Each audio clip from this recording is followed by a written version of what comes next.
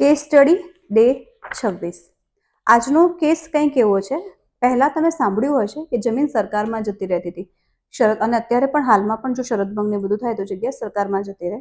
એવો જ એક કેસ છે 1983ની સાલમાં જમીન સરકારમાં જતી રહેલો છે। કારણ એવું હોય છે કે જમીન પડતર પડી રહેલી હોય છે।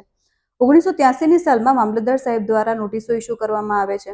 નોટિસ ઇસ્યુ કર્યા બાદ મામલતદાર સાહેબ દ્વારા પોતાના દ્વારા હુકમ લઈને જમીન સરકાર હેઠળ લેવામાં આવે છે। મામલતદાર સાહેબ દ્વારા જ્યારે પણ ઓર્ડર કરવામાં આવે ત્યારે કલમ 37(2) આવો શબ્દ યુઝ કરીને હુકમ કરવામાં આવેલો હોય છે। ત્યારબાદ અત્યાર સુધી એટલે કે 2018 કે 20 સાલ સુધીમાં તો કોઈએ કશું જ કર્યું નથી હોતું। પછી હા, જમીનનો કબજો ને બધું તો અત્યારે પણ, કારણ કે જે હોય છે જે ખેડૂત એના નામે એની પાસે જ હોય છે, પરંતુ હવે જ્યારે નવી જનરેશન આવી, એમના બાળકોના બાળકો આવ્યા, ત્યારે એ સંજોગોમાં હવે એ લોકોએ કીધું ભાઈ જમીનને હવે ક્લિયર કરાવી દઈએ તો સારું રહેશે। એ સંજોગોમાં જે મામલતદાર કૃષિ પંચનો મામલતદારનો હુકમ હતો, મામલતદાર સાહેબનો સ્વતંત્ર હુકમ હતો કલમ 37(2) હેઠળનો, તો એ હુકમની સામે લોકોએ નાયબ કલેક્ટરમાં અરજી કરી। નાયબ કલેક્ટર દ્વારા એ જે હુકમ હતો એ હુકમને કે ભાઈ તમારો આટલો બધો સમય મર્યાદા થઈ ગઈ છે એટલે હવે અહીંયા અપીલ ચાલવા પાત્ર નથી થતી, એ સંજોગોમાં એમની હુકમ હતો એ જે એમની અપીલ હતી એ કાઢી નાખેલી હતી। એ પછી એ લોકોએ કલેક્ટરમાં જવાનો પ્રયત્ન કર્યો। કલેક્ટરમાં જે અપીલ ગયા ત્યારે કલેક્ટરમાંથી એક લેટર સાથે પરત આવેલું હતું। જ્યારે એ નાયબ કલેક્ટરનો હુકમ હતો, જ્યારે મારી પાસે વ્યક્તિ આવે ને ત્યારે મને પોતાને પણ થયું હતું ભાઈ મામલતદારનો હુકમ છે, કલમ 37(2) હેઠળનો હુકમ છે, તો આ વ્યક્તિઓ નાયબ કલેક્ટરમાં કેમ ગયા? નાયબ કલેક્ટરમાં તો જઈ જ ના શકે, કારણ કે નાયબ કલેક્ટરની સત્તા બહાર જતું રહે છે। પરંતુ છતાં પણ આવેલા હતા, નાયબ કલેક્ટરનો હુકમ લઈને આવેલા હતા, એટલે કલેક્ટરમાં તો તમારે એના ઓર્ડરની સામે અરજી કરવી જ પડે।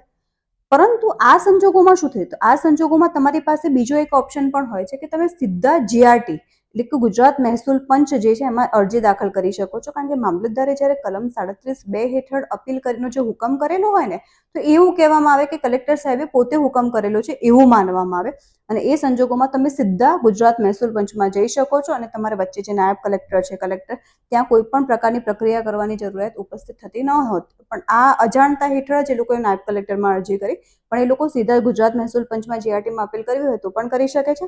અને ત્યાંથી જીઆરટી દ્વારા પછી કોઈ તમામ એમના જે રેકોર્ડ્સ છે, રેકોર્ડ્સની સ્પષ્ટતા છે કે એ લોકો જે તે વખતે ખેડૂત તરીકે આવેલા હતા, કયા રેકોર્ડ્સના આધારે આવેલા હતા, બધું ઓકે હતું કે નહીં, એ તમામ તપાસ કરે છે।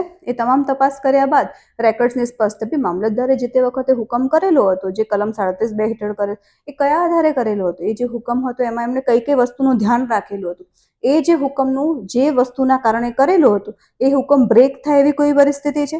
તો જો એ હુકમ બ્રેક થાય તો એવું જો ધ્યાનમાં લેવામાં આવે ને પછી જીઆરટી દ્વારા તમામ હકીકતોને એક તારણ જેવું બનાવવામાં આવે, અને તારણ કરીને જો લાગે કે ભાઈ હા જમીનને લોકોને પરત આપવા જેવી છે, પડતરમાંથી બહાર કાઢવા જેવી છે, અને જે લોકો જે તે વખતના ખેડૂતો એટલે પછી જે તે વખતે 1983ની સાલમાં જે વ્યક્તિના નામે જમીન હતી કે જેમાંથી સરકાર હસ્તક જતી રહેલી હતી, એ લોકોના નામે જમીન પરત આવે છે, એટલે કે જે મૂળ ખેડૂતના નામે। પછી અત્યારના જે વારસદારો છે એ લોકો એમની વારસાઈ કરી અને એમના નામ રેગ્યુલર રીતે ચડાઈ શકે છે। પણ હા, આવું છે કે મામલતદાર કલમ 37(2) હેઠળ હુકમ કરે તો તમે સ્વતંત્ર રીતે સીધા જીઆરટી એટલે કે ગુજરાત મહેસૂલ પંચમાં અપીલ દાખલ કરી શકો છો, અને ત્યાંથી તમારી જે માંગણી છે તમે માંગી શકો છો।